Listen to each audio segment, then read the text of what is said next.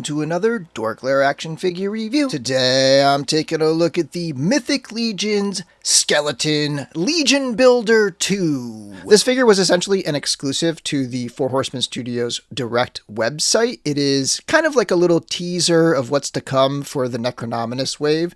So it's essentially one of those skeletons from that new wave in a kind of like a brighter white, more like a bleached out, sun bleached kind of white than the catacomb yellowish kind of color of the other skeletons, sort of, just like a different variant. But the other skeletons will have like sort of the standard color, and then you'll be able to pretty much get this exact same skeleton in that wave via the Maxilius figure, just in like a different color, slightly different head sculpt. It comes with a lot more accessories. That is a full figure. This one is a Legion Builder figure. So this was a $26 release. And I got to say that the paint on here really stands out to me, because typically those Legion Builders are just like one solid color, or, just any single part is typically one solid color on those.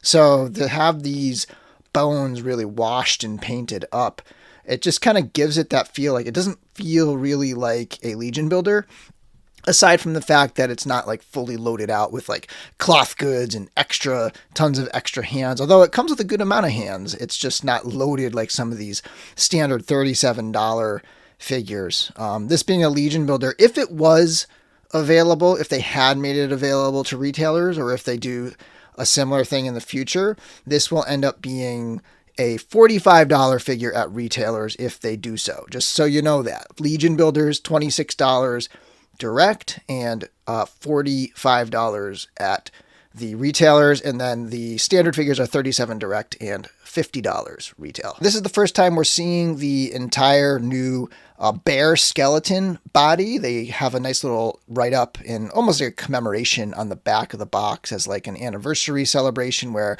this is the skeleton they've always wanted to do. It's like a fully bear skeleton. There's no armor parts up till now. You would have had to have had like an armored chest, or maybe buy like a custom chest to do it. Even the forearms, that's a new thing, in the lower legs. So a lot of stuff. It's pretty much a top to bottom brand new figure. It's got a lot better range than the other skeletons.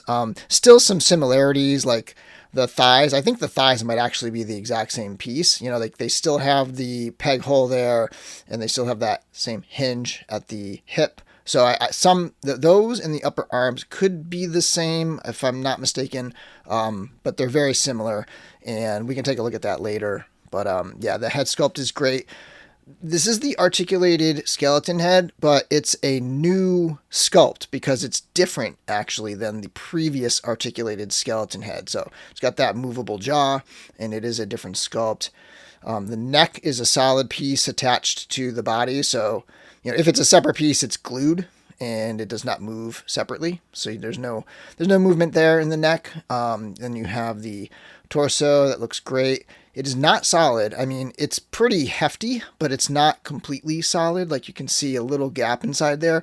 And when you heat it up, it gets kind of like malleable, and you can kind of move it around a little bit. But it looks great. I mean, just all that wash just brings out the sculpt, and it makes it feel a little more premium than a regular standard $26 Legion Builder. And it just looks fantastic. And here's the Skeleton Legion Builder 2 zoomed out, so you can get an overall look at that new body, which is built on the 1.0 system. So this will be compatible with all your classic Mythic Legions, the bigger body in that 6 to 7 inch scale. And this is about 6.5 to 6.75 inches tall. For comparisons, let's start it off with some 1.0 Legions. On the left is Scapular the Cryptbreaker, the original, and on the right is Kador. And there you can kind of see a couple 1.0 bodies next to this new skeleton body. And then moving on to the other skeleton builders, on the left is the 1.0, just the regular original Skeleton Legion Builder. And that is reminding me that to look at the arms here, I had removed the upper arm armor, the piece that's glued in. I had removed that, and it reminded me that to take a look at these arms, and I realized these are definitely completely different sculpts. It's not just like they filled in the hole. These are actually completely different arms on the new skeleton. And on the right is the 2.0 skeleton, which was previously my favorite skeleton. I actually always preferred the 2.0 skeleton shape and size and stuff up to now. Now I definitely am going back to the 1.0 because I love this new skeleton.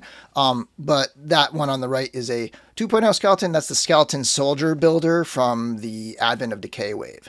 And then next up, we have some non-Mythic Legions skeletons. I don't have every brand of skeleton, so like I'm missing the Fwoosh skeleton and maybe a couple others, but I'll share what I have. So on the left is the Boss Fight Studios Epic Hacks 6-inch skeleton, and you can see that's a much smaller, slimmer kind of skeleton over there.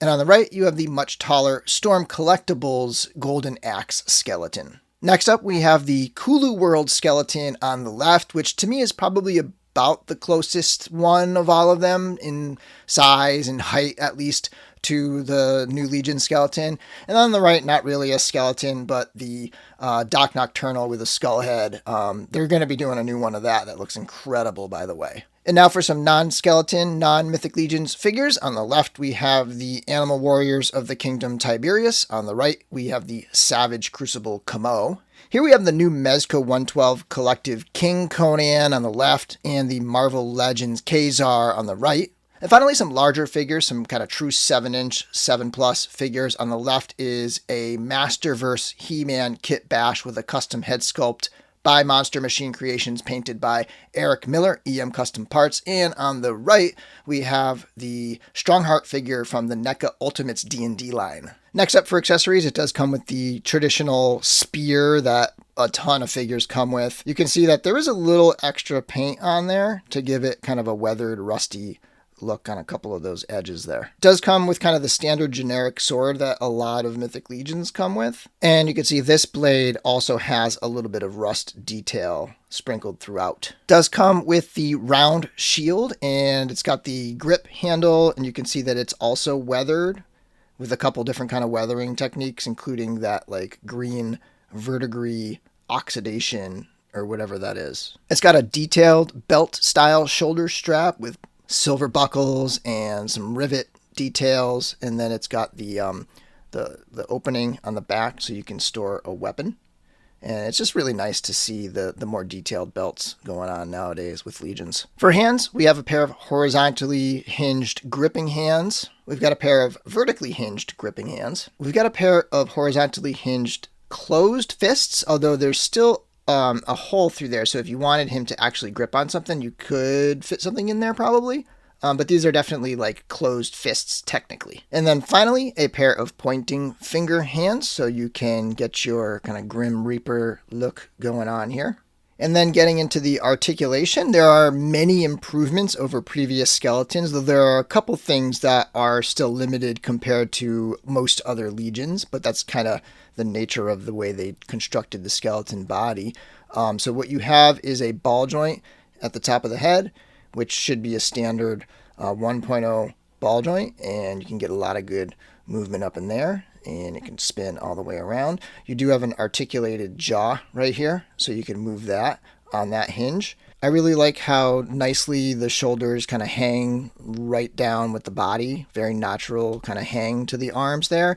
And then they can swing all the way up. You got to move them out of the way of that collarbone a little bit to get them to go all the way around, but they will go all the way around. They can hinge up quite a bit. That's a really good range in that hinge there.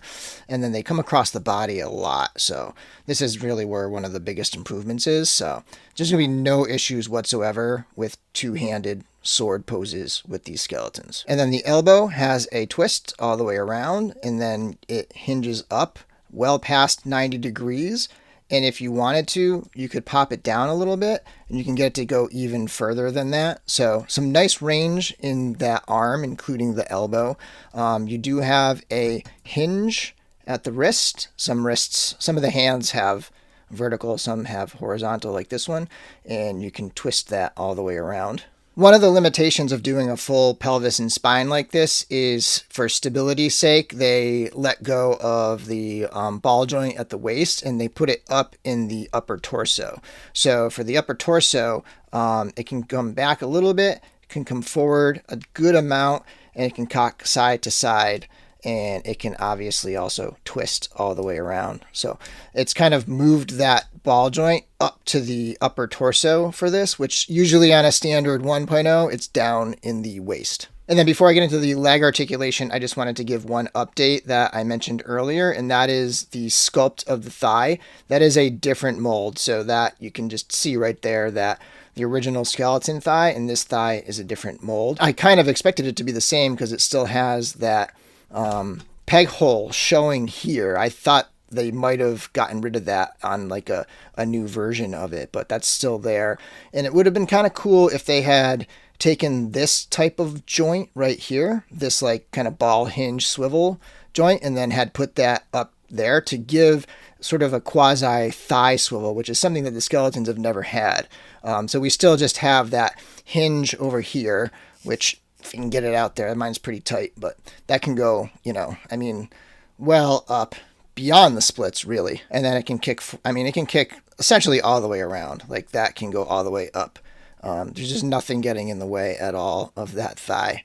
And then down here, we do have, like I said, we have that hinge at the knee, and the knee can come up past 90 degrees, a little bit past it. And then you can also twist below the knee, and that's below the kneecap there. So the kneecap is kind of covering up that articulation point a little bit. And then I kind of showed it a minute ago, but you have a hinge and twist at the ankle here, and then there's also a rocker so that you can get plenty of wide stances going on. Okay, for part swaps, just starting off with something very basic here, just to show that it does have those holes on the back for the standard Mythic Legion's shoulder armor.